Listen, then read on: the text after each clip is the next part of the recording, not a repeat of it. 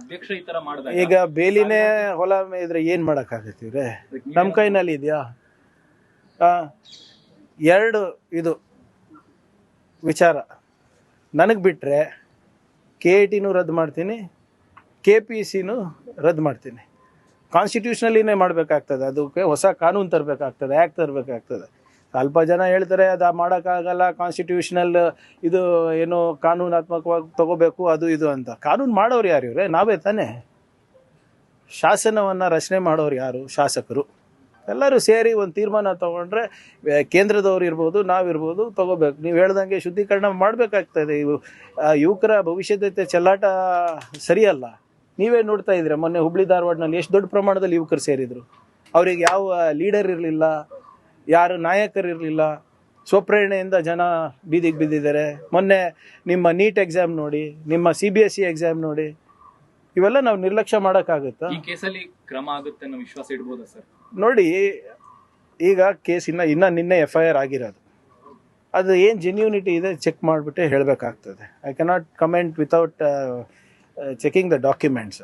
But ಏನಿದ್ರು ಕೂಡ we will ಈ ವಿಚಾರದಲ್ಲಿ ನಮ್ಮ ಯುವಕರ ಭವಿಷ್ಯದ ವಿಚಾರ ಬಂದಾಗ ಮಾನ್ಯ ಮುಖ್ಯಮಂತ್ರಿಗಳು ಭಾಳ ಸ್ಪಷ್ಟವಾಗಿ ಹೇಳಿದ್ದಾರೆ, ರೆಕ್ರೂಟ್ಮೆಂಟ್ ಆಗಬೇಕು, ನಿಲ್ಲಬಾರ್ದು, ಮತ್ತು ಇಂಥದಕ್ಕೆ ಯಾವುದೇ ಅವಕಾಶ ಕೊಡೋದಿಲ್ಲ. ಈಗ ಹಿಂದೆ ನಾವು ಒಂದು ಕಾಯ್ದೆ ಕೂಡ ತಂದಿದ್ದೀವಿ ಭ್ರಷ್ಟಾಚಾರ ನಿಯಂತ್ರಣ ಮಾಡಲಿಕ್ಕೆ ಗೌರ್ಮೆಂಟ್ ರೆಕ್ರೂಟ್ಮೆಂಟ್ನಲ್ಲಿ. ಅದಕ್ಕೆ ರೂಲ್ಸ್ ಫ್ರೇಮ್ ಆಗಿರಲಿಲ್ಲ. ಅದನ್ನು ಕೂಡ ಇವಾಗ ಈ 1 ವಾರ 10 ದಿನದಲ್ಲಿ ನಾನೇ ಮಾಡ್ತೀನಿ. Thank you sir. ಕ್ರಮ ತಗೊಳ್ಳುವಂತ ಅಧಿಕಾರ ಸರ್ಕಾರಕ್ಕಿಲ್ಲ, ರಾಜ್ಯಪಾಲರೇ ಕ್ರಮ ತಗೊಳ್ಳೋದು. ಸರ್ಕಾರ ಏನ್ ಮಾಡ್ಲಿಕ್ಕೆ ನೋಡಿ, ಇಶ್ಯೂ ಯಾರು ಮಾಡಿರೋದು? ಅದು ನಕಲಿ ಆದಾಯ ಪತ್ರ ಅಂತ ಏನು ಹೇಳಿದ್ದಾರೆ, ಅದೆಲ್ಲ ನಮ್ಮ ವ್ಯಾಪ್ತಿಗೆ ಬರುತ್ತಲ್ಲ. ಸೊ ನೀವು ಹೇಳೋದು ಕರೆಕ್ಟು, ಇಟ್ಸ್ ಅ ಕಾನ್ಸ್ಟಿಟ್ಯೂಷನಲ್. ಇದು ನಾವು ಮಾಡ್ಲಿಕ್ಕೆ ಆಗೋದಿಲ್ಲ. ಅದು ರಾಜ್ಯಪಾಲರು ಏನು ಮಾಡ್ತಾರೆ ಮಾಡಲಿ. ಅದು ನಾವು ಎವಿಡೆನ್ಸ್ ಕೊಡೋದು ನಮ್ಮ ಜವಾಬ್ದಾರಿ ಆಗ್ತದೆ ಅಷ್ಟೇ. ಅವರ ಕೆಳಗಡೆ ಇದೆ ಸರ್. ಇವಾಗ ಯಾವ ಭರವಸೆ, ನೀವೇನೋ ಒಳ್ಳೇದಾಗ್ಲಿ ಅಂತ ಹುದ್ದೆ ನೇಮಕ ಮಾಡ್ತೀವಿ ಅಂತ ಘೋಷಣೆ ಮಾಡಿದ್ರಿ. ಈಗ ಅಂತವ್ರ ಕೈ ಕೆಳಗಡೆ ಇದ್ದಾಗ ಯಾರನ್ನ ತಂದು ಈಗ ಅನುಮಾನ ಇದ್ದಾಗ ಅದನ್ನು ಸರಿಪಡಿಸೋದು ಆಯೋಗದ ಕೆಲಸ. ನಾವು ಸಲಹೆ ಕೊಡಬಹುದು ಅಷ್ಟೇ ಸರ್ಕಾರ ಆಗಿ.